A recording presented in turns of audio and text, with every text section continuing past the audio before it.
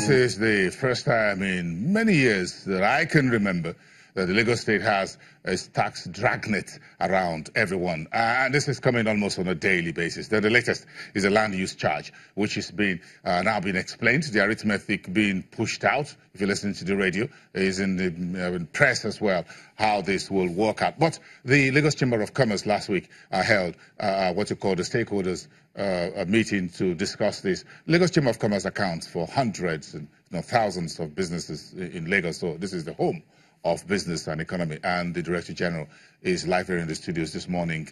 Muda Yusuf, good morning. It's good morning. Thank you very much. Thank you. I'm not sure if you were smiling last week while you met. Exactly. You were not smiling. I wasn't. So why were you not smiling?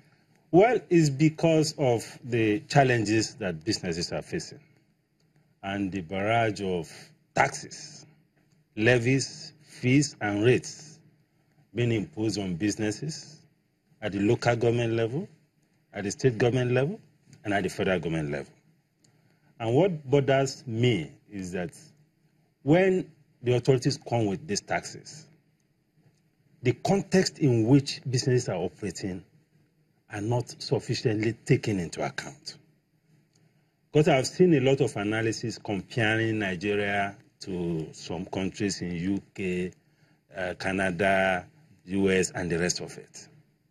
But most of this analysis fail to take into account the fact that in this environment, what businesses take for granted in other climes, you have to pay heavily to provide in this environment.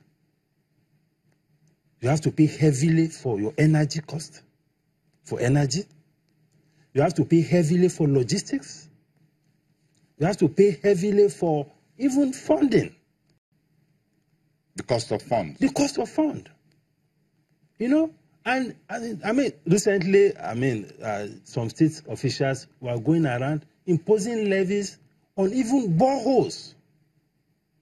This is something that businesses invest money. Because if the public water was there, why would you sink a borehole? So the Lagos, the borehole tax on Lagos, on Lagos businesses. Yes, yes. In fact, a member of mine was telling me that even some of the authorities of the Water Regulatory Commission came with a meter to measure the amount of water that you are getting from, you generate from your borehole. Attach a meter to it, yes, and on that there's a tax. That's a tax. You pay. The point I'm making is that while we appreciate what the state government is doing, and I must acknowledge that, a lot has been done by the government of Lagos State under the present administration, in the area of providing infrastructure, in the area of ensuring security. And these are two critical things that businesses need for an enabling environment. We appreciate that. The governor says the state Lagos needs Lagos needs $50 billion over the next 5 years to fix the critical infrastructure. So tax becomes the first destination. Well, it is... Yes or no? No. Tax cannot be. Because it is only a business that is alive that will pay the tax. And we also need to measure this against the capacity of both the businesses and the citizens to pay. Because there are some fundamental principles of taxation.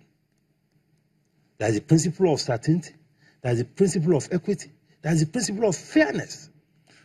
All those things need to be complied with to ensure that you have a tax regime that you can say that, okay, this is a very good tax rate. So let's go back to the land use charge. Yes. And what I've seen in the newspapers and radios, 20 billion, if that's the value of the land, right?